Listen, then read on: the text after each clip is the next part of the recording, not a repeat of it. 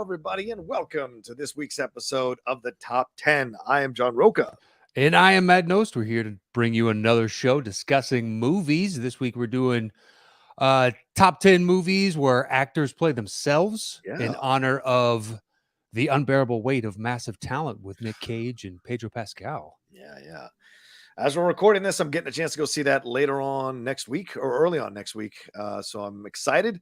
I know some other people have already gone to screenings up in LA, but I'm looking forward to this one because everyone who I've talked to has seen it has had nothing but positive things to say about it. So that gets me excited. Are you trepidatiously or cautiously optimistic, or do you think it's not going to impress you at all? No, I'm looking forward to that and Northman. Oh my God. Or Northman, however you want to say it. So good. It is so fucking good. Yeah, those two on the slate. I've already once I saw both of them, I was like, oh, shit, I don't know which I'll see first between the two, but I'll definitely be seeing both of those in the theater. Yeah.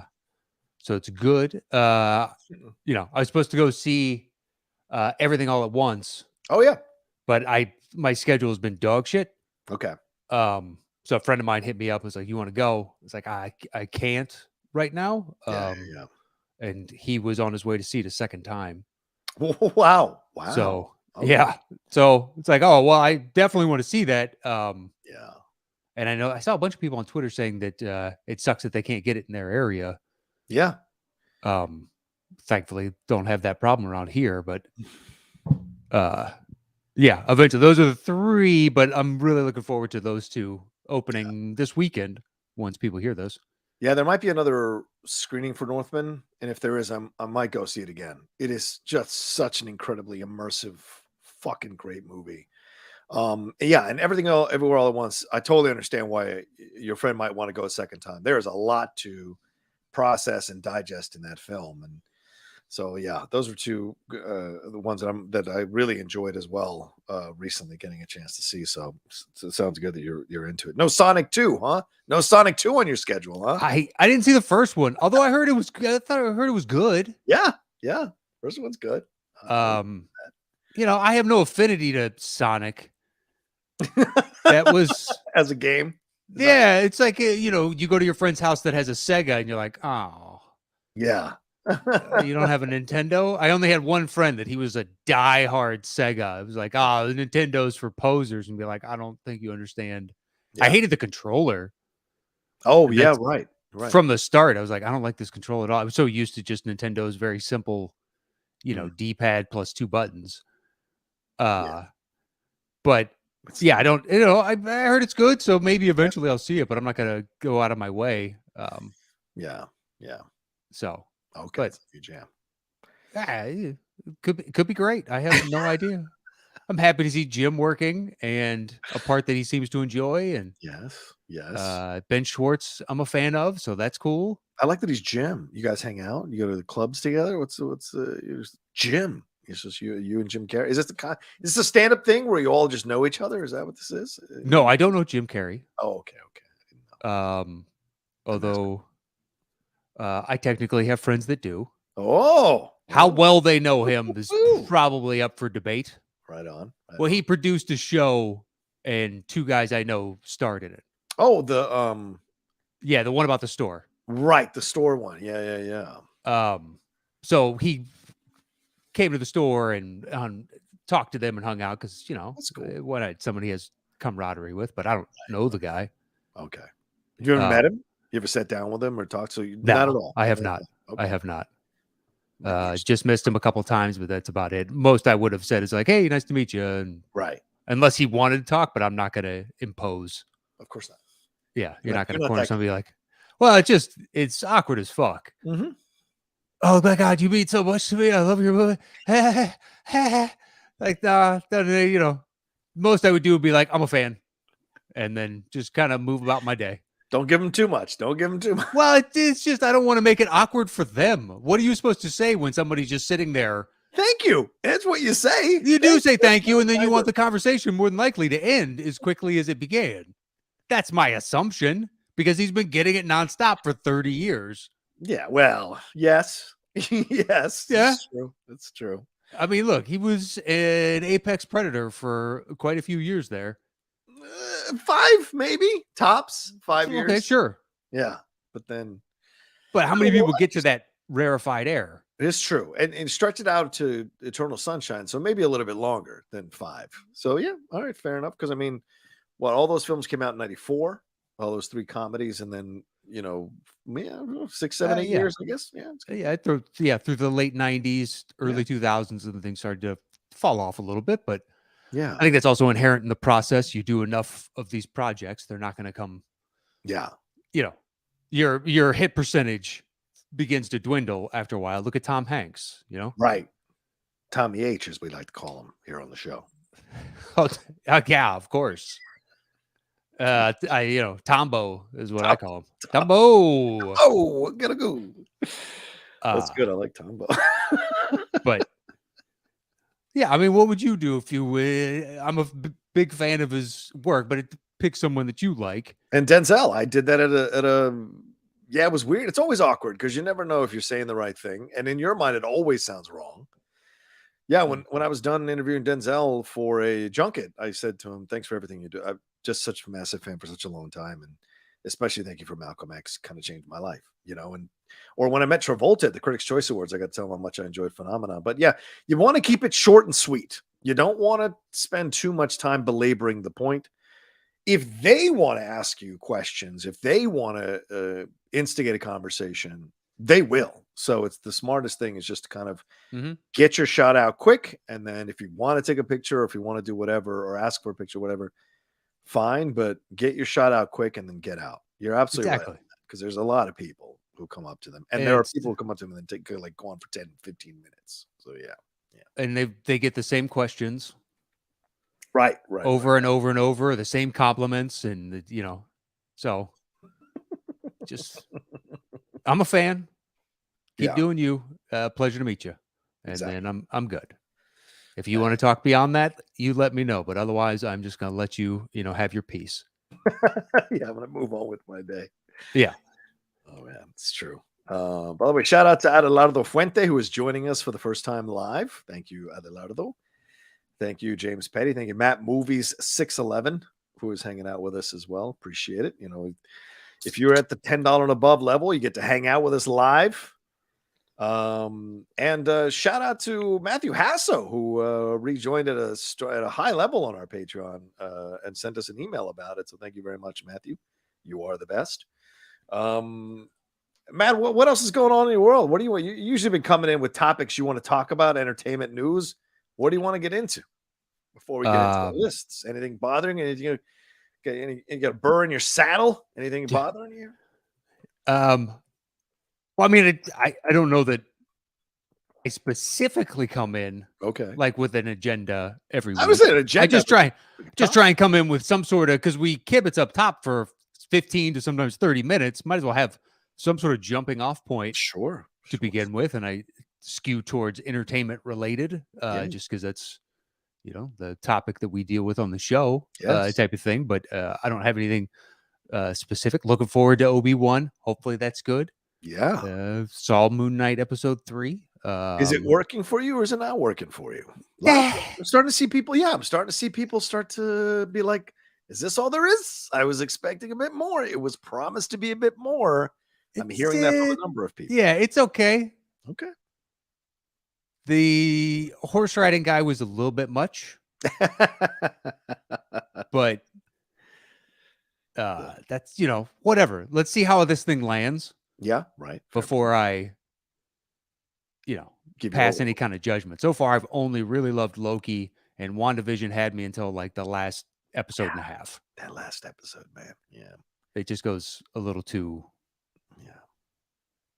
not where I was expecting. And, whatever. You guys can make whatever you want. You made an incredible piece of art, and congratulations. And it's one person's opinion, so who cares? Yeah. But yeah, outside of that, it's been mostly like, oh, that was all right. Or shit, some of them I couldn't even get. Hawkeye couldn't get past the pilot. So right. But I'm also on the spectrum of I'm starting to get burnt out on all the superhero stuff. Okay. Ooh, so, you're starting to go into that mode. All right. No, I mean, there are projects coming out that I'm like, oh, I'm definitely still intrigued by this, and I can't wait to see it. Right. And there are others who are like, unless people tell me it's fantastic, I'm not going on my way to see it immediately. I will see it eventually, Right. Right. but I'm not gonna brave crowds and whatever else and scramble to get tickets. Although that's gonna be a pain in the ass for Strange coming out. Oh my God. Yeah. I mean, tickets already went on sale. I haven't even looked because Yeah. I don't know what my schedule is going to be like around then. So, all right. Well, I'm fucked out of that opening weekend more than likely, unless I want to go at 4 a.m. to a mostly sold out theater, apparently. Yeah. Yeah. They've got the Yeah. tickets starting Yeah. 5 or 6 or 4. Yeah, maybe right. Maybe 4 in the morning for showings. It's crazy. I would assume, I mean, if the Batman was representative of what they're anticipating, it's like, okay, well, I'm going to be seeing this well after everybody else. Yeah. I mean, I didn't even think about it because, I'm spoiled, but Mike, our two friends, Mike and Jonathan, get us our tickets. And then we don't usually get, plus I have the screening coming up. So it's like, those are the things, but, I'm looking right now to see where, like, the earliest you could get. Kind of interesting. I mean, they're not, what's the doc? Oh, you have to go through Fandango, huh? Okay.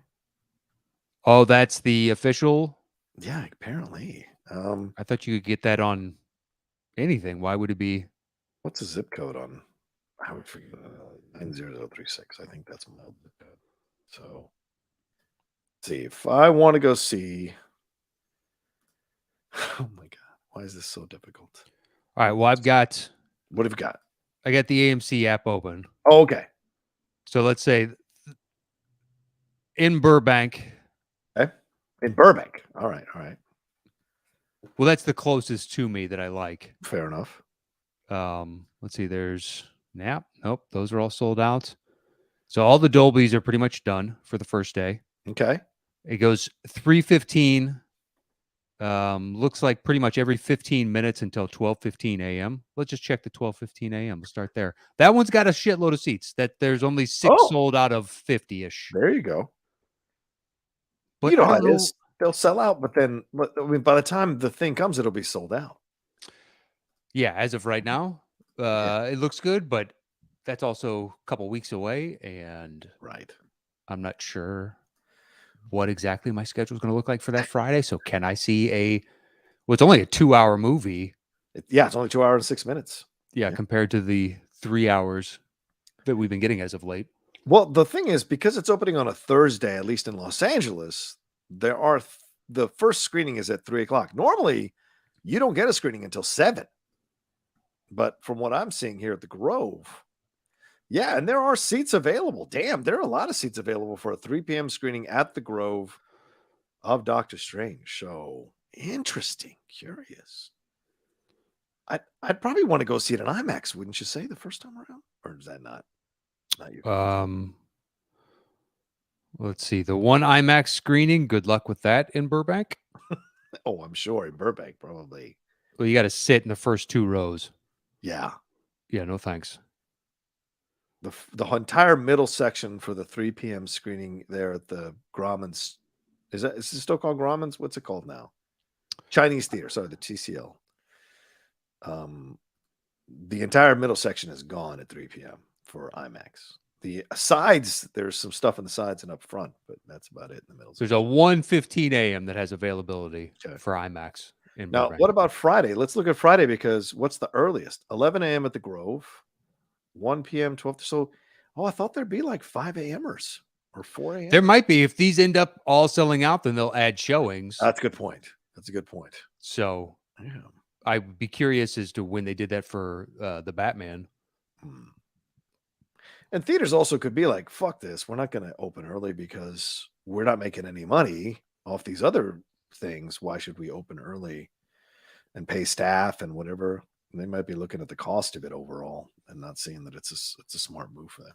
Yeah. Or the demand isn't as high. So yeah, they're not going to bend over backwards. They're already offering a shitload of showings. It's just not like where it's the Batman and it took over entire right multiplexes where you couldn't hardly see anything else other than the Batman. It's true.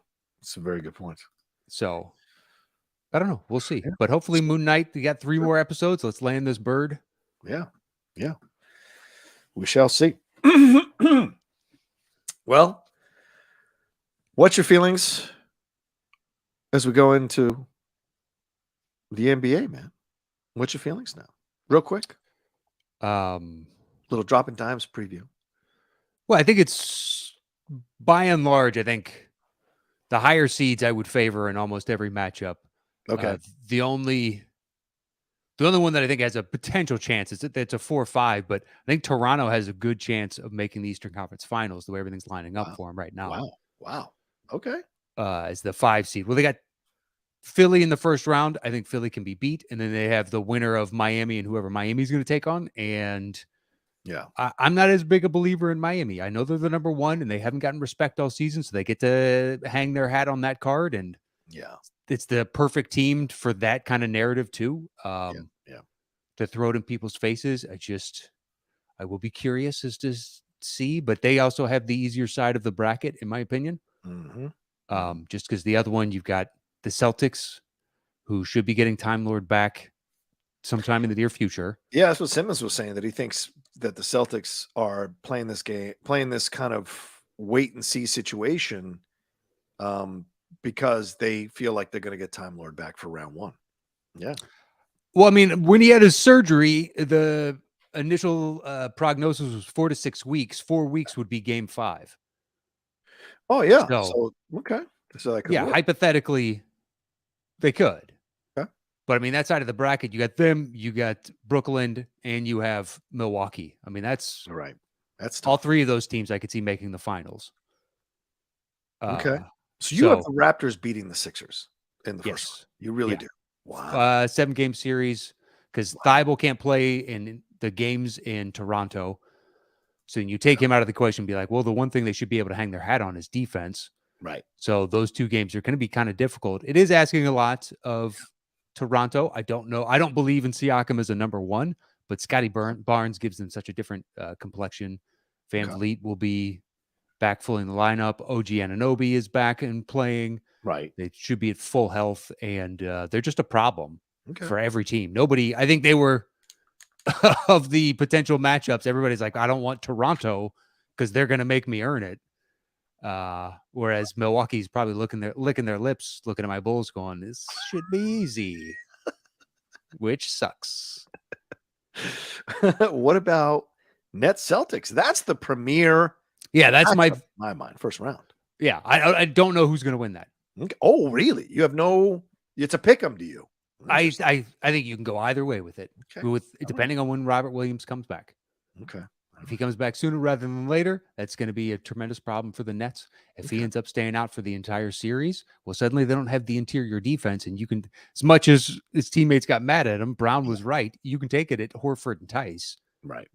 And Tice doesn't get calls, so okay. It's going to be interesting as hell, because otherwise you're going to have to surrender and just say, well, KD's going to get 30. Kyrie's going to get 25 to 30, and everybody else needs to prove it. But then you got Seth Curry over there, and if he gets out of, gets back to anywhere near 100%, it's like, okay, well, they'll have the spacing. Yeah. And, if Williams is in there, then Drummond is a non-threat. Without Williams, it's like, well, he could be a handful. This is going to be fun. Yeah, that one's going to be a great series. I'm looking forward to that one. I think that's all the different series, that's the one I'm most intrigued by. That one, and then Memphis and Minnesota. I think that one's going to be a shitload of fun. Do you see Minnesota like shocking the world? No. And getting to the no. finals? You can just go ahead and stop that. No, they're not going to make it out of this series. They're not.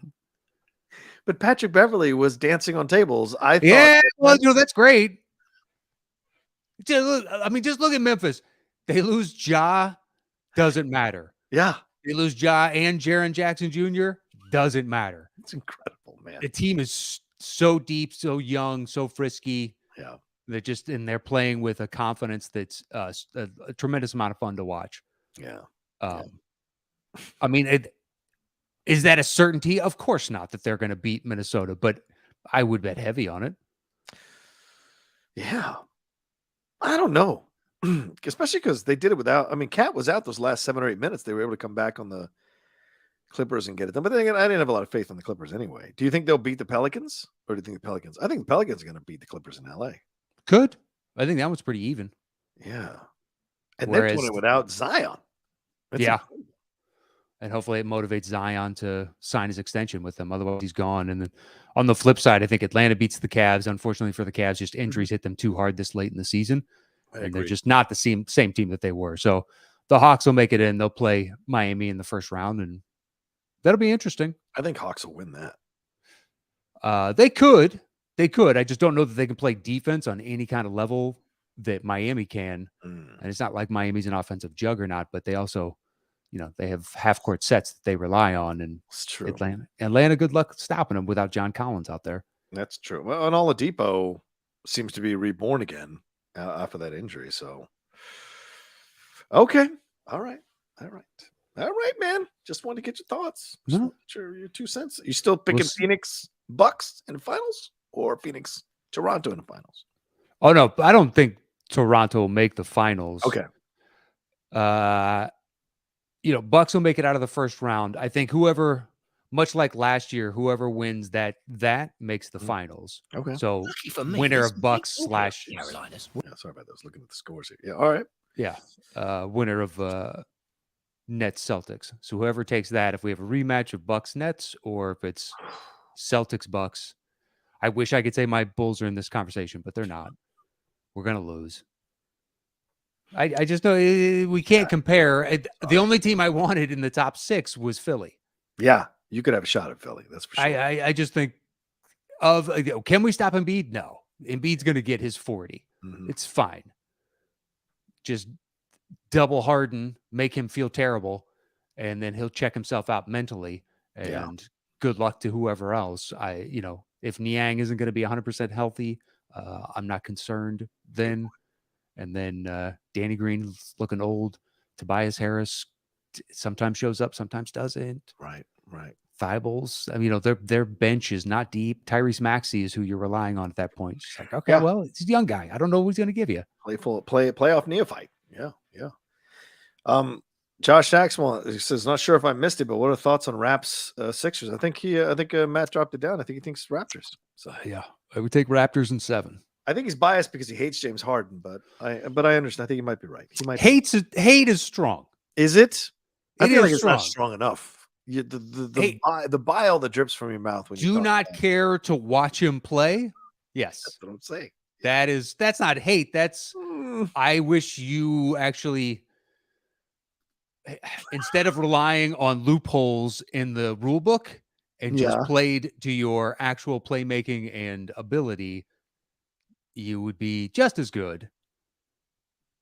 And I'm going to have to change that tune on Trae Young as well.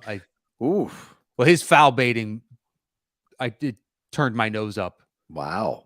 And I was like, that stinks. And then now that he doesn't foul bait as much, although I can't say that I've watched 4 total Hawks games all season. Okay. All right. So it's not like I go and watch a ton. I just don't care to watch. I don't like watching him. Okay. Fair enough. He just, in the promo shots that they do for the NBA, where it's just like tomorrow night's matchups, and they just have the singular picture of whoever the star athlete is. Yeah. He looks like the little kid that you grew up around that talks a bunch of shit knowing that you can't hit him because he's little. So he just has this smugness on his face and be like, you little shit. And look, you can find it. And it's just like, get the fuck out of here. That to me has always been my impression of him. And is that fair? No. But I watch a lot of basketball and I got to make snap decisions as to who I'm going to watch night in, night out. And unfortunately, that is my perception of him and that team. So that's fair. Hey, I don't know if it's fair, but it's how I'm choosing to operate. Yeah. I don't mind it so much because he is the wiry kid. He's got to have some advantage. And so these are the tools he has to play, and he plays them, and they're his natural instincts to play them. So it's not inauthentic. We've seen people try to put on shit, put on airs over the years, and it doesn't quite work. I like how Trae does it. It's authentic, even though I'm sure it would irritate the piss out of people, but I don't mind it as much. Pissed off his own teammates for a while. Yeah, he does. He has. Yeah, he did. But they're in the fucking playoffs 2 years in a row because of this kid. So, and possibly, Yeah. if they win Winning officially in the playoffs. Yeah, winning cures a lot of ills. But did you think it was unfair that they went after Beverly the way they did the fucking TNT guys? Sometimes they become the old men on the fucking porch, and it does get a little irritating. And I'm like, Beverly was mad at the Clips because of his own perceived issues with them, and maybe went too far, but the kid's celebrating a little bit. I don't know. And LeBron James, who isn't even in the fucking playoffs, tweeting laugh emojis, I thought it was real shit. I'm like, come on, dude. You just gave a press conference where you lied to all the reporters and the fans watching it for 2 hours or an hour, looking like you just got out of some terrorist basement in that fucking the way it was framed, and you lied to them. You have no influence on the roster decisions. You don't know who's going to be coach. It's revisionist history. We all knew it was going to come. Of course. Lie. I agree and don't. Yeah, right. I think they're right to laugh at him. I think it's just like, guys, this is a fucking play-in game. So what happens if you manage to get swept in the first round? You know how stupid those Clips are going to look in a week's time? It's true. So just act like you've been here before. Like you were always going to beat the Clippers.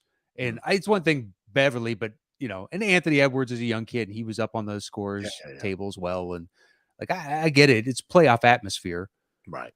And they were down. Yeah. And they were down and they came back and punched their ticket and they don't have to play another game and they're officially in the playoffs. And I mean, I understand the emotions and all that. And then there's the flip side of it. And and if you lose in this opening round, you're going to look like fools. Right. You didn't catch Cat doing that. Cat just kissed his girlfriend and walked off the court. He didn't do any of the histrionics like that. He also, fouled out with 7 minutes left. So I don't blame him. The refs seem to be on one in the first half. Yeah, I don't know what was going on there, man. I missed the first half. It's the only thing I've missed of the play-in game so far.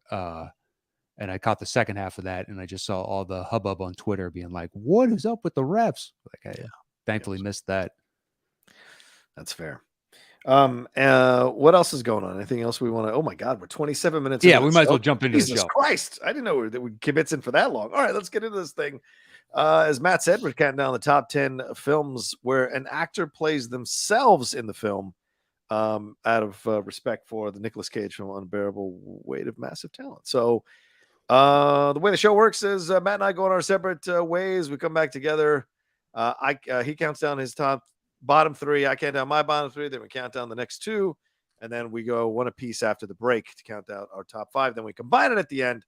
And that's our official list. So, Mr. Nost, please take it away. What's your number 10? 10, I got a three-way tie. I already know what I'm choosing. Wow. I don't like all three options just for various reasons. Okay. Not saying I don't like the movie. I enjoy all three movies. I'm saying I think I'm kind of fudging a little bit here. But I'm going to go with Wayne's World for Alice Cooper. He has technically did Sgt. Pepper's, and he did like 3-4 other movies before that. That's where I'm at. I've also got Happy Gilmore with Bob Barker. Bob Barker did like 3 TV shows. He's not an actor. Exactly. And then Private Parts with Howard Stern. So which one are you choosing? I chose Alice Cooper in Wayne's World because he'd done Sgt. Pepper's. He'd actually done some acting. Yeah. I don't think anybody's acting in that movie, but I hear what you're saying. Technically, you're correct. Yes. Well, you don't think anybody's acting in Wayne's World? No, in Sgt. Pepper's. That was an exercise in drugs. That's what that was. Well, that sounds like a lot of art from that period, not just movies. True, that's true. And sports, and they didn't have the behind the musics at that point and all the posts to educate them that what's bad? Drugs. It's crazy that it took 20 years for people to figure out maybe doing cocaine all the time isn't good for you. Yeah. Yeah. We're the stories winning time as well. Yeah. Or like we're about to get there. Right. Oh, never mind. Right. Yeah. It's fine. Ahead, so sorry about that. Yeah. Yeah. I already know where the story goes, but yeah. For those, they've already got the inkling of, hey, what you guys got going on over there? Richard Pryor doesn't seem to be a good influence. Who saw that coming? The guy that lit himself on fire after freebasing. Dude, McKay's got some axes he is grinding in this show, man. I like the show. I love the show, actually. But he is grinding some axes pretty fucking hard, man. He just taking a lot of liberties. Taking a lot of liberties. If I'm Jerry West's kid, man, I'm like Evander Holyfield hunting for Charlie Steiner in those ESPN commercials. I want to find Adam McKay and kick the shit out of him. Oh my God, man. So just crazy, that show. Crazy. Ugh. Well, I mean, so far just shown Jerry is very passionate. Yeah. Real passionate. And but it's a good show. Yeah. Have you gotten a bird yet or no? No, not yet. I think that's the next episode, is it not? Episode 5, I believe is. Yeah. I was told, I think Jeff told me about it. He's like, oh, when you get to the bird, this is how they introduce him. And I'm like, oh, that's fun. Yeah, it's good stuff. The nice thing about it is you can't spoil the show for me. Right, because you know the story. Yeah, of course. Well, there are certain aspects of it that I don't know. Right. Like all the Dr. Bus moving and shaking on the financial side. Whether or not that's true, that'd be interesting. I would imagine a lot of that is true. Probably, yeah. Yeah, it seems pretty legit. Yeah. Just from the outside looking in. But the basketball and those, it's like, hey, I pretty much know. If I don't know, I know the rough outline. Yeah, but, right. Of player X or whatever the case is. But yeah, I went with Alice Cooper. I think it was. There are other movies that qualify, but I don't go back to watch them ever. Okay. So it was like, that movie technically. There's one that may be on your list. I haven't seen it since it originally came out. I thought it was okay then, and I would rather watch Wayne's World. Fair enough. I kind of did that. There's 5 or 6 others that are on my side list, and I did that over and over. And I was like, I guess I'm going to go with Alice Cooper here, even though it's stretching the acting. Oh yeah, the idea of actor. Yeah, in this a little bit. I have one other that I stretch, but I can justify. Whereas for Alice Cooper, I was just like, well, you know what? Private Parts, I can't with a straight face. That would be my choice. Yeah, right. Of those 3 movies. But Howard Stern did one movie where he's got a tiny part. I've never heard of it. Yeah.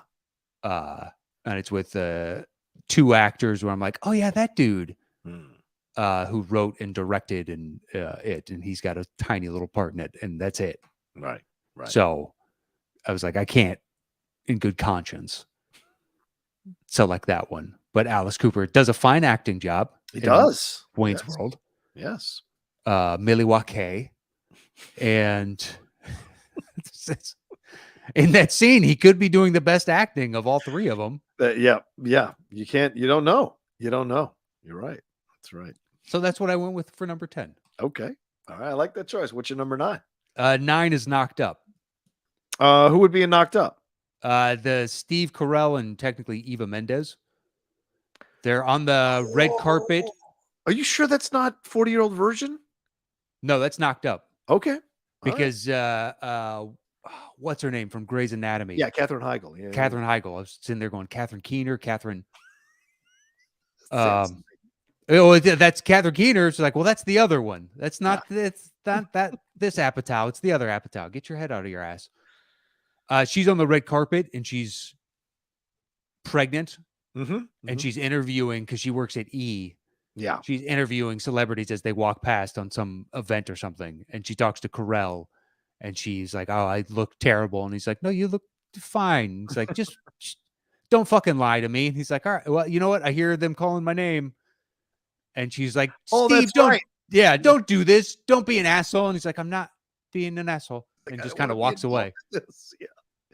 But I want to know if like that was based on any kind of reality. It had to. There's got to be celebrity stories like that, all left and right. I'm sure. Oh yeah, I'm sure. Just awkward red carpet moments, and just for the genuine nature. Plus, it's Apatow post 40-year-old that really launched Steve Carell. It's coming back. Like, sure, I'll help you. I'll be the celebrity on the red carpet for you. No problem. And just to see the awkwardness and the squirming, it was a very real moment as far as these actors playing themselves in movies. It's like, that's got to be something they run into quite a bit. Hence our discussion earlier. So why you just like, big fan. All right, you have a good day. So true. So true. That's a good choice, man. I forgot about that moment in the back and forth. So I remember now that you brought it up. I remember that scene. It was really funny because Steve is so uncomfortable. I mean, so Mhm. uncomfortable, and he's playing that so well. Yeah, I'm not trying to. I don't want to get canceled here. I just Yeah. want to get out of this situation. Uh-huh. And I just love I hear him calling my name. Yeah. No one's calling his name. And there's just this cacophony of sound behind him as people are yelling Uh, at paparazzis for picture and reporters trying to get. And he's like, oh, pretty sure. Yep, they're definitely. And so yeah, for that, it's like it's a good moment and yeah. it's an honest moment. If we're gonna have someone playing themselves. Yeah. Yeah. Agreed. Agreed. Oh, all right. That's a good one. I like that one. All right. So what's your 8? My 8. This might be higher on your list, but Okay. this is the end. Oh yeah, yeah. That's definitely a punt for me. Okay. Okay, so then my number 10 is Anna Faris in Keanu. Go for it. Yeah, I liked Keanu. I really thought that was a nice, small little movie that where they had a premise that could have been completely stupid, and it really worked. And of course, I could have gone with Keanu Reeves as the voice of Keanu, but I wanted to go with someone who's actually appearing as themselves. And Mhm. since but Anna Faris is hilarious in the scene that she's in, and it's so funny because everyone's kind of like, is when you're watching the movie, like, is she playing herself or not playing herself? Is she, and then eventually you realize she is playing herself, and then everyone's freaking out. She pulls out the fucking samurai sword and all this stuff. So I'm in a weird place about her because I'm glad that her podcast is successful, and it certainly is. But it's a shame that she isn't just doing more things, man, because she's very funny and she's damn good as an actress. And certainly Mom was a good show, and I don't know what they're going to do now that she's leaving the show. But and of course the stuff with Chris Pratt was probably pretty shitty in her experience. So, but people just kind of default to thinking of her as just a scary movie girl, and I think she's actually. And I thought House Bunny was good. Mhm. So whenever she pops up in anything, she's certainly giving 100%. And that scene in Keanu when she's in it is hilarious, and I just wanted to include it on the list because I just like what she did there, and I thought it was a good movie. Moms of the show with Allison Janney, right? Yeah, yeah. Okay. About her Is she recovering. staying? I think Allison is staying, but Ferris is going. So Okay. an interesting decision, you know. Well, I mean, it's been on for a while. Yeah, 7 or 8 seasons, I think. Yeah. So eventually, just kind of, I'd assume those things kind of run their course and be like, I've done this. Yeah. Um, I mean, Ellen Pompeo is fucking 25 years doing fucking Grays, so I don't know. Maybe she's built different. yeah, everybody's built different when it comes to this. Yeah. The stability and having somewhere to go and work and all that is appealing to others, and some people just like, hey, you know what? I've done this. Yeah, and if her podcast is taken off, that's a lot more of you dictating the hours. Yeah. So that's a little more relaxing, I imagine, especially because she's a mom, So Yeah, you dictate the hours and everything else. Um, yeah. But all right, well, good to her on her next endeavor. Yeah, exactly. So then my number 9, which is probably a punt for you, but I don't know. Neil Patrick Harris and Harold and Kumar, the second one. A slight punt. Okay, slight punt. Fair enough. A slight punt. Fair enough. And then my number 8, which also might be a punt, is Matt Damon and Ben Affleck and Jay and Silent Bob Strike Back. No, go for it. Okay. I love them coming back to play themselves for the fucking sequel to Good Will Hunting 2. I mean, Good Will Hunting. That is genius. It was the fucking, to be honest with you, is my favorite part of the movie. I'm not the biggest Kevin Smith guy. I mean, I like Kevin Smith, but I don't fall all over myself for Kevin Smith. And I thought this was certainly a fun approach to a sequel here. And I love the idea of them coming back to just kind of reprise the roles. And it's like, and the Harvard dude coming back to be shot by Matt Damon, I thought was really funny. And the way they went back and forth with each other there in that scene was great. So it elevated the movie, which is what you hope a cameo of an actor playing themselves does. And so for me, that's why I included it on my list. And I cut some other ones because I just don't like or connect to the movie. And this is not a bad movie. It's just, for me overall, I think this scene is my favorite part of the movie. Okay. Yeah. Yeah, the Clerks timeline of movies, Yeah. Yeah. have never been Your cup of tea? my yeah. Yeah. Whereas I like Dogma, I like Chasing Amy, I like I like Chasing Amy. Mallrats. Um, Mhm. so he works for me in other capacities. Yes. Agreed. But yeah, Jay and Silent Bob Strike Back, I've never seen. I don't understand the love of Clerks, Yeah. but I am in the distinct minority. And those that love it, like that's awesome. And Yeah. he seems like a really nice guy. So Certainly magnanimous guy. I just watched yesterday. I watched his like 12 or 13-minute answer to the question about Bruce Willis at WonderCon, where he like basically said, like, I let all that go. And when he got diagnosed, it really kind of made it clear to me that I need to let the anger go and remember the amount of entertainment he brought to my life growing up. And so, certainly that's power to him. And I'm sure him getting over that heart attack um, makes your perspective completely change as well. yeah, I'm sure it does. Yeah. Yeah. But yeah, I mean, those that love it, they love the ever living hell out of it. Yeah. And I know that one was positively received by the fans. So Yes. Yes. and I do like those two characters quite a bit. They're basically the only part of Clerks. I just didn't like the lead, Dante. Yeah. There's a Like, reason he doesn't go off and do other things, bro. He's not. yeah, but he's the focus of that fucking movie. He is. All three of them. Right. There's a Clerks. Isn't there a Clerks? Well, because there's a Clerks 2. James Silent Bob Strike Back. Is that a That's a sequel or an offshoot to Clerks? You're asking the wrong person, but I always took it to be an offshoot. Like we're just spinning Right. these characters off to Right. their own. There's a Clerks 2. So Yeah. There's a yeah. Clerks 2, which I haven't seen. Oh, okay. I don't.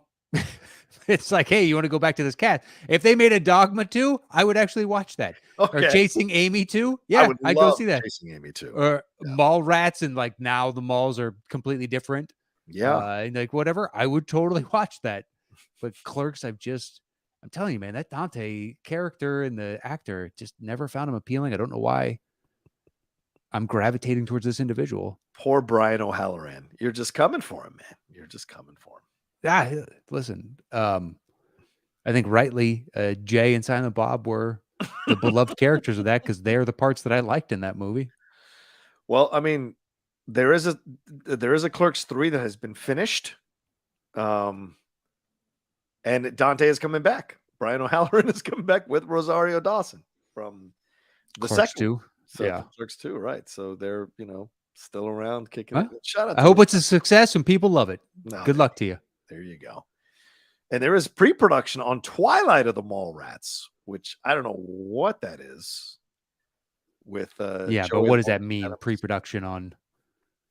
Well, I think they're working out the script. Yeah, exactly. But that could be listed on his IMDb for the next 10 years. That's true. Apparently, Jeremy London, Shannon Doherty, Joey Lauren Adams, Claire Forlani, Ethan Suplee, and Jason Lee are in conversations to possibly come back. But doesn't Affleck have to be a part of this at some point? Sounds like we might have a funding issue. Hey, don't know who's signing up to bankroll that one.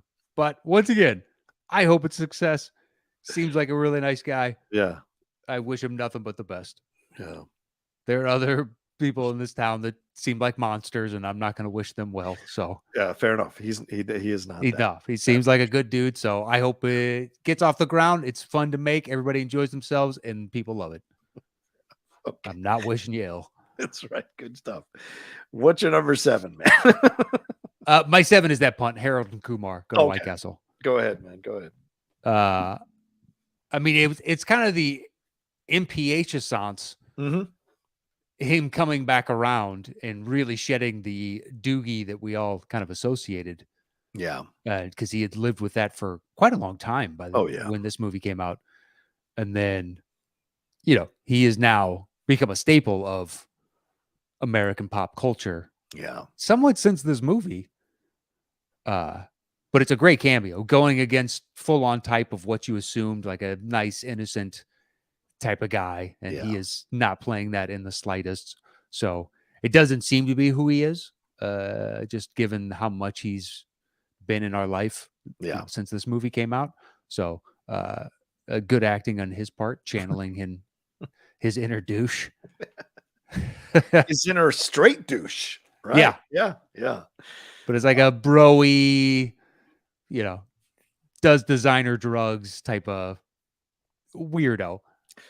Yeah. I think that was one of the negatives with How I Met Your Mother is like, if NPH has this gear, let him have fun with this gear. They let the gear happen, but it was like softer in its approach. Whereas in Harold and Kumar, it is way out there off the cliff, and hilarious. And in the second one too, when he's breaking them out of prison and stuff, and he goes on that unicorn trip, a drug trip or whatever, it's hilarious. But yeah, the first one is where he's like, I mean, he is just insane, and you're like, what in the fuck is happening here? This is genius. Yeah. So, yeah, absolutely agree with you there, dude. Yeah, out of nowhere, and you're like, wow, man, I really like NPH. I didn't realize that. It's kind of and it's not like the character is lovable. It's just he's got so much swagger in all those scenes that it's kind of undeniable. And it's great on them because it could look like stunt casting. Yes, agreed. And it in no way does it. It's like, no, that was actually perfect guy for a great part. Yeah. And doing a version of himself that no one ever anticipated. Yeah, it's very true. Very true. Yeah. I mean, and yeah, like you said, it that's what kind of woke people up to what he could be, and he ends up on How I Met Your Mother, and now he's been, Gone Girl and all these other things. So hosting shows back on Broadway, doing his thing. Yeah. Doing the Tony Awards and Tony Awards, yeah. Did that what is it? Dr. something sing along. Oh, Dr. Vibes, right? Dr. Vibes? Yeah. Or whatever it's called. Yeah. Something like that. Yeah. Hi to Cam Chapman, who's joining us live. Thank you, Cam. Great to see you. Good day, sir. Yeah, there you go. Actually, I have no idea what time it is there. Maybe it's. Do you say? I can't imagine you say good day at night, do you? Don't know, dude. I don't think. Cam, answer it. Please let us know in the chat. Do you say good, or is there a good night? I've never heard that one, so I don't know if there's a good night. It's 5:49 in the morning right now, so good day works. Good day works. That's true. Yeah, it does. Good eye. All right. What's your Dear God, Cam? It's 5:49 in the morning, man. Oh, Dr. Horrible. That's it. Sorry about Dr. Horrible. There you go. My bad. All right. What's your 6? My 6 is The Big Short. Oh yeah. Go ahead, man. Go ahead. With Margot Robbie and Selena Gomez. Oh, that's right. I forgot Selena has that thing. That's right. That's right. Yeah, she's at the poker table and they're explaining on how you can bet on top of the bet on top of the bet, and how this thing ballooned from $1 to $1 billion. Between her and Margot Robbie. I mean, we just talked about it on Breaking the Fourth Wall show. Yeah. And I've got another one from that show. I kind of felt bad, but it's like, well, what are you going to do? A list is a list. But yeah, they're just great in it. Like we brought up just a couple weeks ago on the Fourth Wall one, is having to deliver these big expository chunks about what the hell we're talking about in here, and doing it in a way that is understandable and palatable to the average viewer. Yeah. It's not easy to do. Great choice by McKay, and also excellent acting from Margot Robbie and Selena Gomez. Yeah. And they're playing themselves, and they get introduced as such. And it's just like, and here's this celebrity to explain this. And it's a weird, like, what they did, when someone, a celebrity pops onto like Sesame Street and be like, oh, we got so-and-so today. Hey, and everybody goes banana times, and they're just themselves. So it's kind of like that. They introduce and then just like give a little title card who it is. But it was really good. I don't know what else to say because we just came up on a show not too long ago, but that's my number 6. Yeah. Nothing more to add to that. Certainly they're fine, and it's smart of Adam McKay to use 2 beautiful women to get people to pay attention to what they're saying. True. So, I mean, smart move on his part, and certainly seeing Selena do more like Only Murders in the Building makes me kind of enjoy who she is as an actress now, as opposed to in the past being just like, oh, this is another Disney one. This one, she's actually got some weight to what she's doing. So it was nice of Adam to kind of notice that and use her, and smart too, because I mean, with Margot, you're getting the 20 and 30-year-olds and the 40-year-olds with Selena, maybe you're getting the teenagers and the 20-year-olds. And so to get them to kind of understand, Yeah, what's happening. sure. I thought you were saying to draw them into the theater, and I was like, I don't. No. More than Yeah. they're watching it if they happen to be in the theater. Yeah. So, all right. Well, there you go. That's your 7 and 6. My 7 is Steve Coogan and Rob Brydon in the Trip movies, like all three of them. Excuse me. They're playing themselves or versions of themselves. I imagine it's not on your list. So I've seen clips. I've never sat down to see. I've had so many people recommend them. Yeah. Because I like both of those guys. I think they're very funny. Yeah. And the clips I have seen, like how do you do the Michael Caine impression back and forth? It's a great scene. There's a bunch of those where you can just find the scene. I've gone down a rabbit hole on YouTube before. Yeah. But I've never watched any of the movies, so I couldn't in good conscience put them on my list. Well, they've progressed. And what's really fascinating is their relationship has progressed as the movies have progressed, and then their status of how they treat each other. Like initially in the first movie, Coogan is the cock. He's the cock of the walk, and he's like really browbeating Brydon through most of the movie because of, he's kind of more famous than him. As the second movie rolls around, Brydon has kind of found his path, so to speak, and he's doing more things. And so it's a little more of an equal, and Coogan's not as much of a dick. And in the third movie, Brydon almost at times gets the best of Coogan. So if this had been a thing they mapped out, then God bless them, because they kind of figured it out and it works, because Coogan can turn you off a lot in that first movie. But them playing off their own celebrity status and certain moments where they get noticed by certain people and certain things of theirs get brought up throughout the movie, I think is really well done. Mm-hmm. And yeah, right. The Michael Caine moments are man. They're so funny. I mean, the one where he's like, I don't want to bury any more Batmans. I can't fit his ears inside the coffin. That shit is genius. And them going off. And then they're also commentating on fandom and work and getting you behind the scenes look at what they actually struggle with as real people, kind of constantly, what's the next thing? Constantly, how do I stay at this level? There's all that kind of stuff, which I think is fascinating. And you're getting a chance to like discover some food and discover some locations and whatever. So I like the movies as a series. I couldn't pick one that they're better in than the other. So I just put the series together. That's fine. Yeah.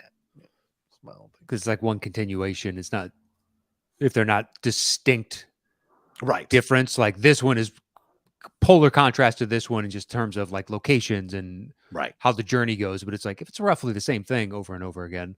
Yeah. Like that seems fair. Cam Chapman says, always good eye anytime. Oh, really? Day or night? Good eye. Okay. Yeah, I guess so. Then my number 6 is Chuck Norris in Dodgeball. Go for it. Oh, surprise. All right. I thought for sure they might be hired. Chuck Norris is a legitimate fucking actor, ladies and gentlemen. So whether you like his movies or not, it's a separate conversation. But him, sure. I thought he was funny in Dodgeball, as opposed to Lance Armstrong is not an actor doing a cameo. This is an actual real actor.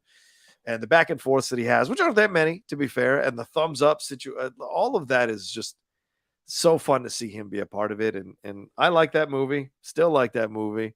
And he brings the nice, like, how can I say this? He brings a nice element of toughness to the movie, because who the fuck ever would think that Chuck Norris would be judging a dodgeball physical event? That is just hilarious on so many levels. And he plays it up well, obviously with Bateman and Gary Cole teeing him up, but it really works. Yeah. So I like him being a part of the movie. I like the movie. Yeah. I've seen the movie a lot. I'm not the biggest fan of the movie, even though you've seen it a lot. Okay. Yeah. It was one of those DVDs I had when I didn't have cable for 2 or 3 years. And right. So one of my, how many ever DVDs I owned, I had a box. Okay. So I watched it a bunch, and it never really hit me. Certain actors did in it, and others that didn't. I like them a lot in other projects. Just this one didn't. I don't know. It was an assortment of weird characters for the sake of having an assortment of weird characters. Okay. Didn't really make a lot of sense. And for some of these people, just like, why is Alan Tudyk a pirate? Why? Steve the Pirate, man. Okay, that's fine. And the Globex Jim was a little bit like Ben Stiller was full on. Oh yeah, Ben Stiller. Like it's just off the rails. It's too much. And I don't know if I want Vince Vaughn playing the straight man.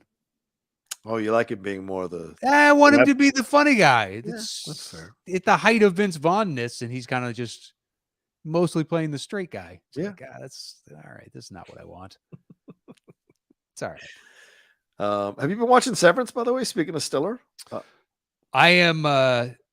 So Catherine's been pretty much gone for the past week and a half. Okay. In that she's been staying with her dad a bunch because he's been dealing with something. Oh, sorry. He's fine. He's fine. Everything's gonna be fine. But she's been gone more often than she's been here. So we're just now catching up on. Finally saw the end of The Dropout. Caught up on We Crashed. Need to catch up on Minx.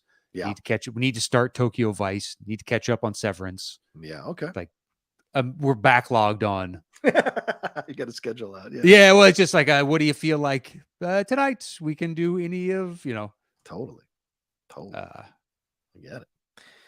All right. Well, then my number 6. Oh, well, there we go. Well, then let's take a break. Matt, okay. I think we're at the halfway point here, right? So we're going to take a quick break. Listen to our sponsors, and when we come back, we'll start with Matt Nost's number 5, right, for Matt Nost. We're back. We are back. Please. We're jumping in. All right. My number 5 is The Player with Tim Robbins. Ooh, nice choice. Go ahead. You've got a bevy of very small cameos. Sure. I wrote down Cher, James Coburn, Harry Belafonte, John Cusack, Peter Falk, and there are others. Yes. It's a movie about Hollywood.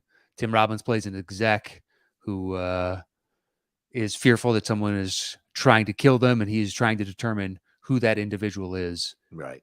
And it's this whole, he's looking over his shoulder the whole time because is it someone that he's pissed off as an exec that he didn't bite on their project or whatever it is, and just the sleaziness of Hollywood.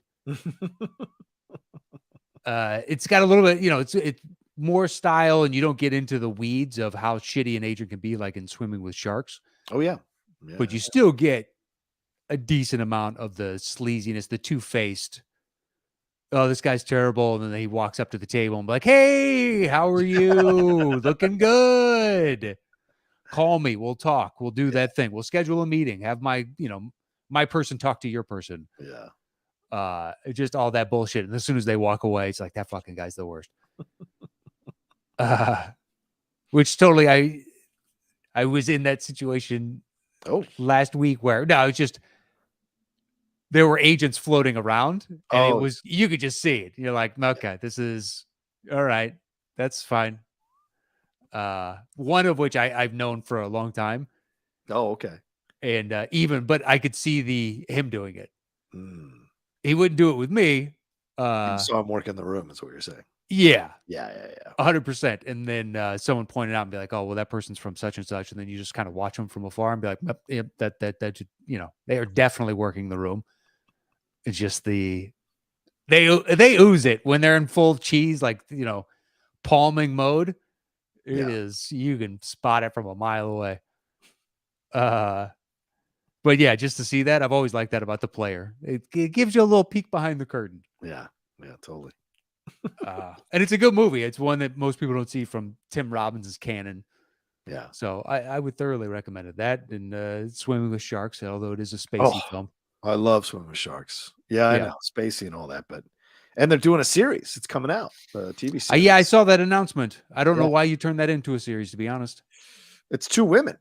So yeah, but can you stomach that character for that long? Both of them, actually. Yeah, it's a good question. I think it wraps up nicely in movie format, for me at least. Prove me wrong. Yeah. So it's that movie was a wake-up call to anybody who wants to come work in this business at that time. I don't know how it is now, but at that time, it's an honest film. The stories you hear, dude, before there were cell phones and you could document all this stuff and social media and whatnot. And good HR departments. Yeah. Yeah. The story, it is incredible. Yeah. The fucking liberal Hollywood that supposedly cares about everybody and the shit they were pulling.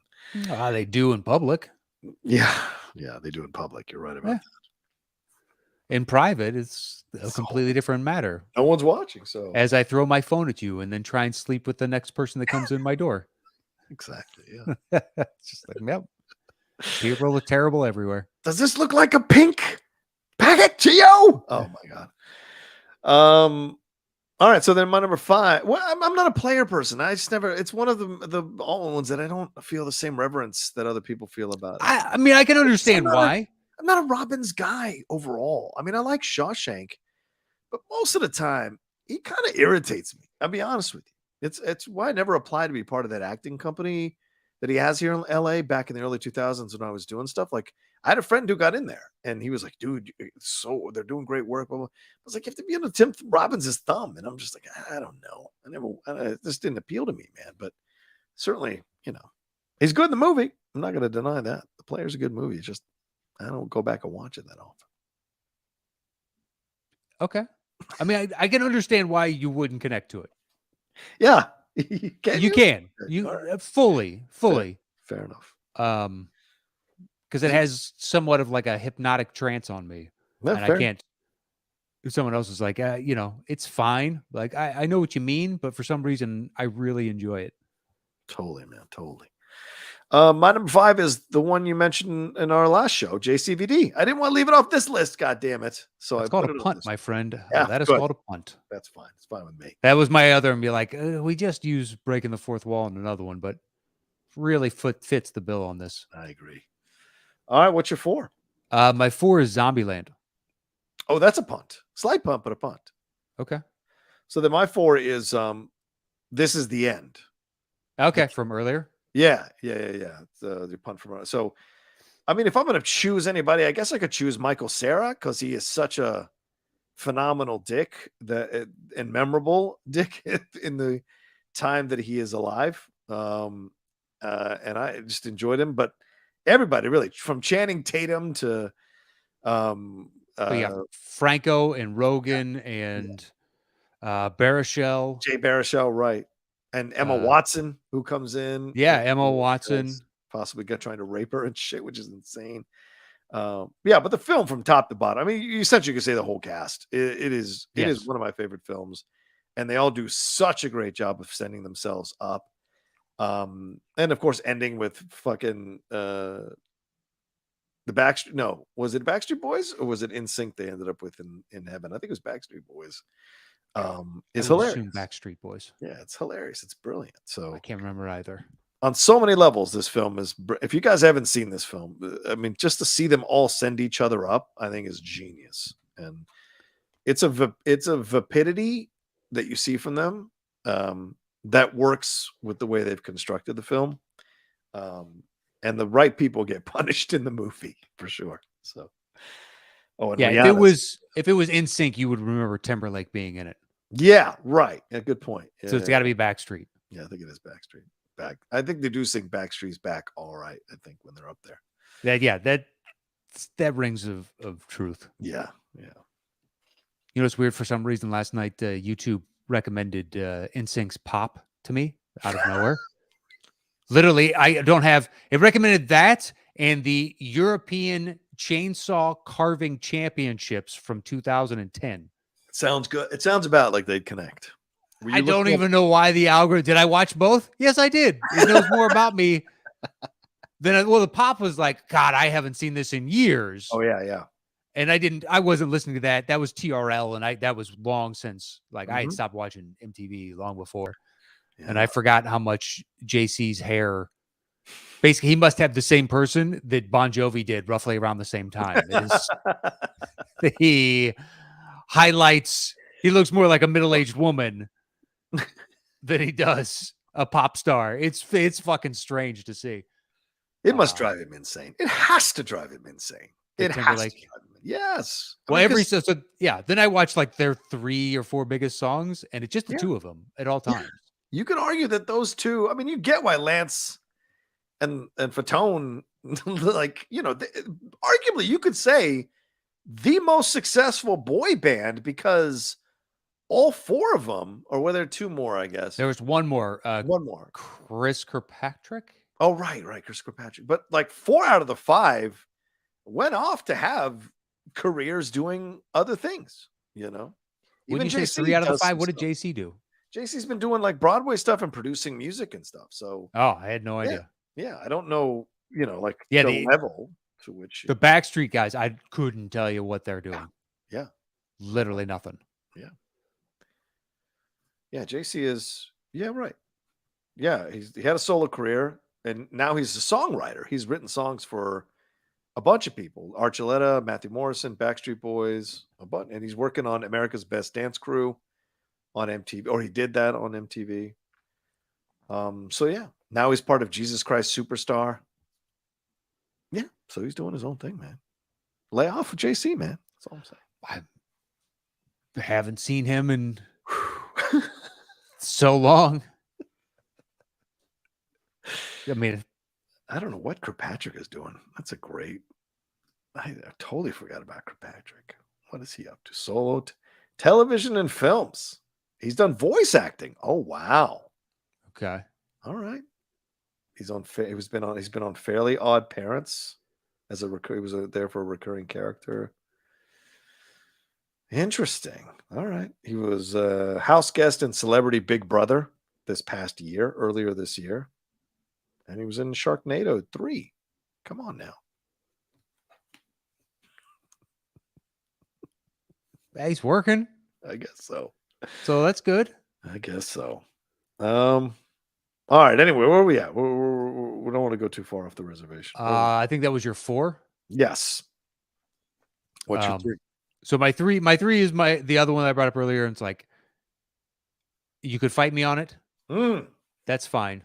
Okay. But I'm taking Airplane with Kareem. Oh, dude, I went back and forth on this. Because he did Game of Death before, and that's a full-on acting role. Yes, you're right. And he starts off acting in the scene and then breaks down and was like, you fucking tell your dad. Yeah.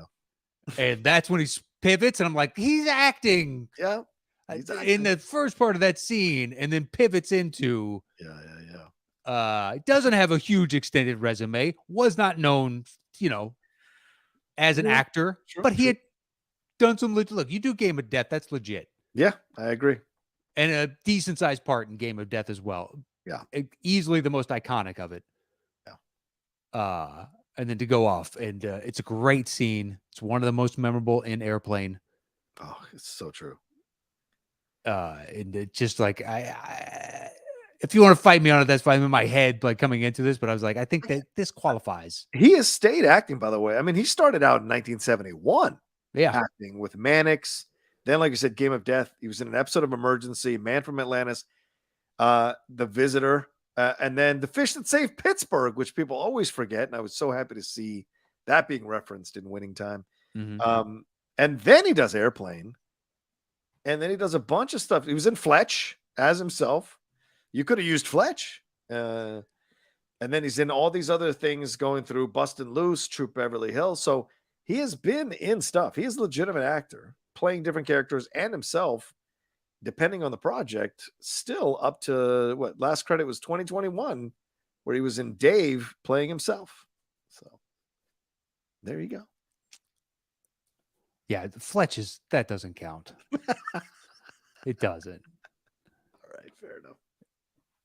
Whereas Airplane for me is like that's enough. He's doing enough in the scene. Yes, I agree. It's memorable. He starts off acting and then pivots to being himself.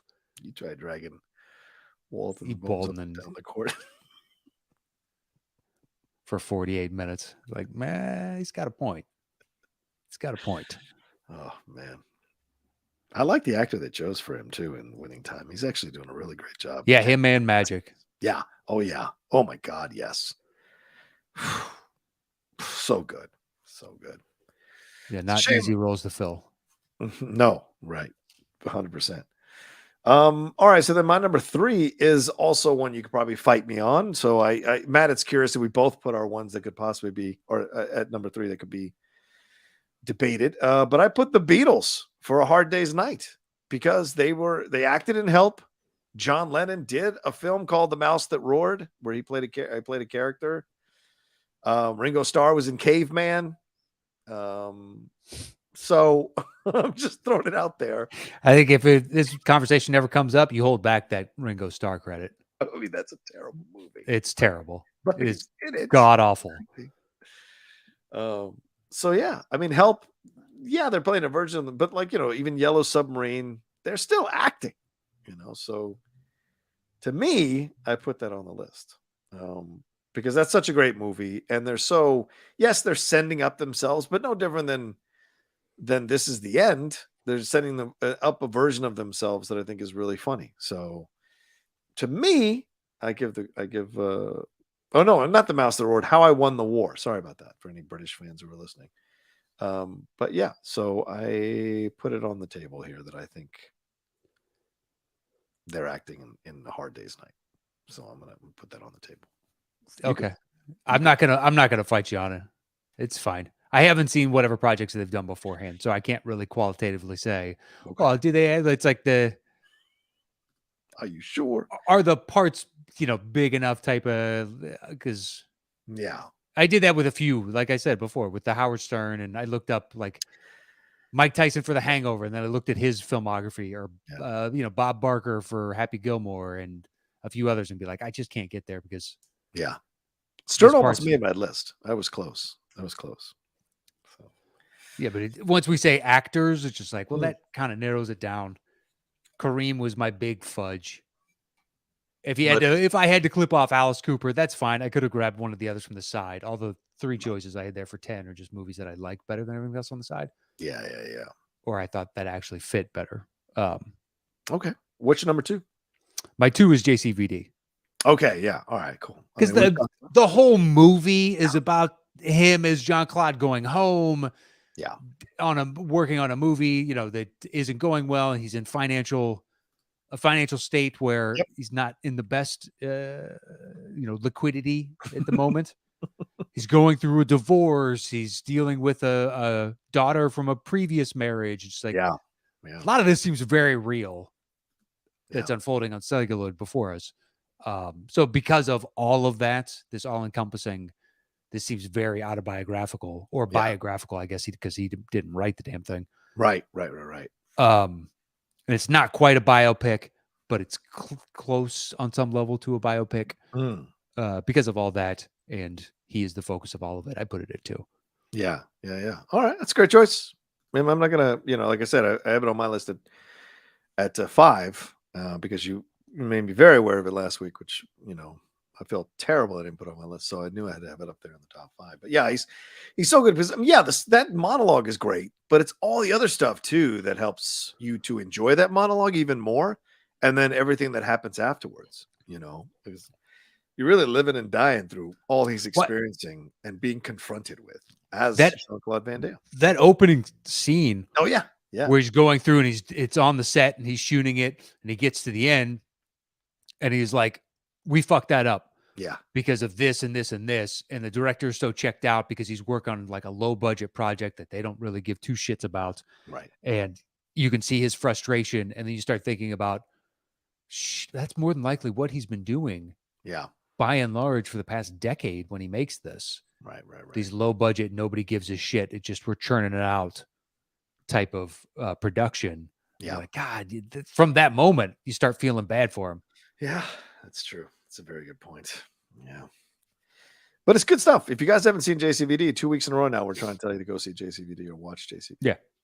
I think it helps if you like action films because then you may not like Jean-Claude, but you could kind of put another actor that you like in that position. Oh, good point. Yeah. You're right about that. All right. What's your 2? That is my deuce.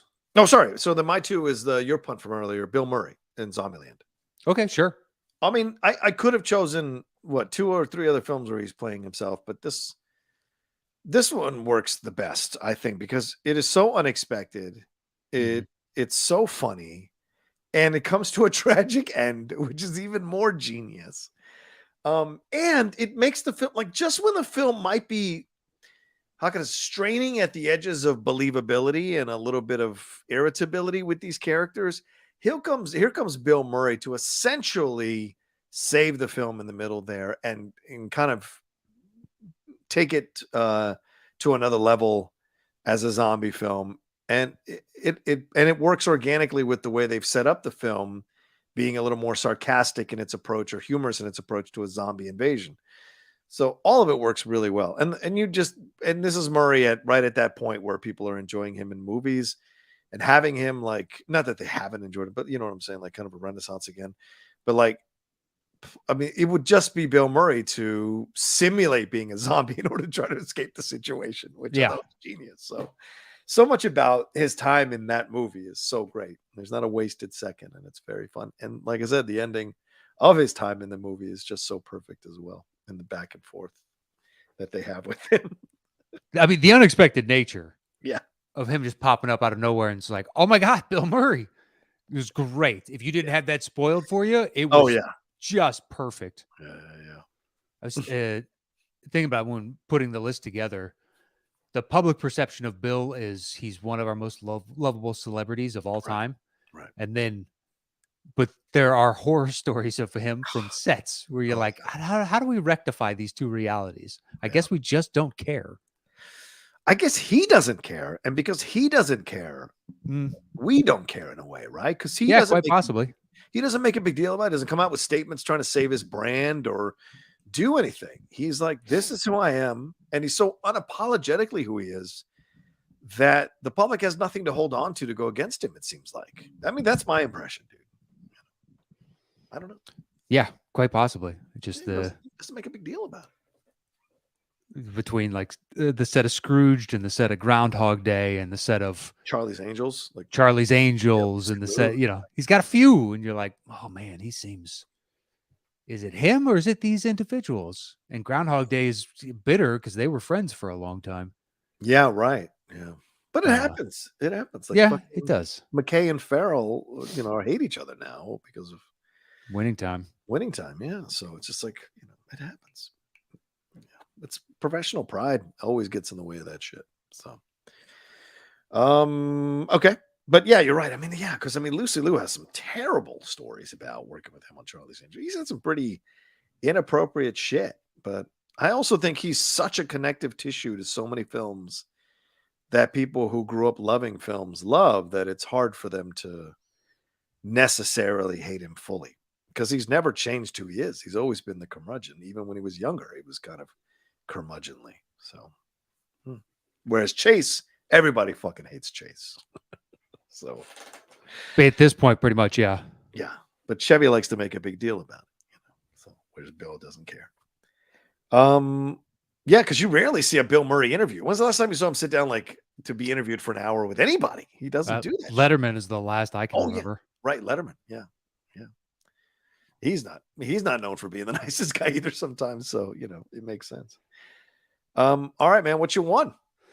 My one is I have to assume is what we both have, which is being John Malkovich. Absolutely. Malkovich. Yes.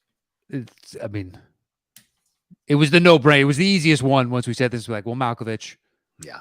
It's the very first thing I thought of. I would imagine most people, when they read the title of the show, it would be the very first thing they think of. Yeah. Even if they haven't seen the movie, just because it's such a weird and unique idea. Mm-hmm. It's very well done. It's executed really well. Yeah. And he's great in it. Mm-hmm. And the perfect choice for like a just avant-garde idea. Yeah. That this movie, you know, is predicated upon. But yeah, Malkovich, number one choice. Yeah, agreed. Same thing. I mean, and he does such a great job understanding because I mean, this is such a unique film, but then also like, what is your mentality about the movie? What is your point of view about the movie? And it does such a great job of you know, kind of reappreciating Malkovich, who at the time wasn't necessarily, you know, doing a bunch of stuff. And so it was a nice way to kind of reappreciate him. And then the way he was in on the joke, I thought was genius as well. So all of it works so well. And when, you know, Cusack becomes him and all the different people become him, the frustration that he has that these people are taking over his body just works so well. So yeah, I love it to pieces. All right. Well, there you go. That's our separate lists for the top 10 films where actors play themselves. We're going to put this list together, do some bongos, and get on out of here, Matt. What do we got? breaking it down now. So clearly, Yeah, Malkovich number 1, I imagine. being John Malkovich is number 1. Let's see. JCVD we have as 2. What? What is yours? Oh, 5? Yeah, 5 for me.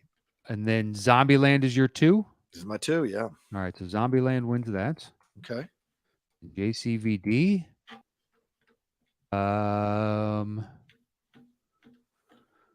Let's see. You had This Is the End at 5 or 4? 4, yeah. That's 4, 8. That's fine. We also have MPH, right? Yeah, that's 7 and 9. 9. Yeah, let's hold off on that. Okay. Okay. I've got my number 3. What's your highest? My number 3 as well. Hard Day's Night. So, have you got a coin? We got a coin. All right. Let's do her. Flipping it up. It's the old superhero coin, and up it goes. All right. Hard Day's Night it is. Wow. Shocking development. Shocking.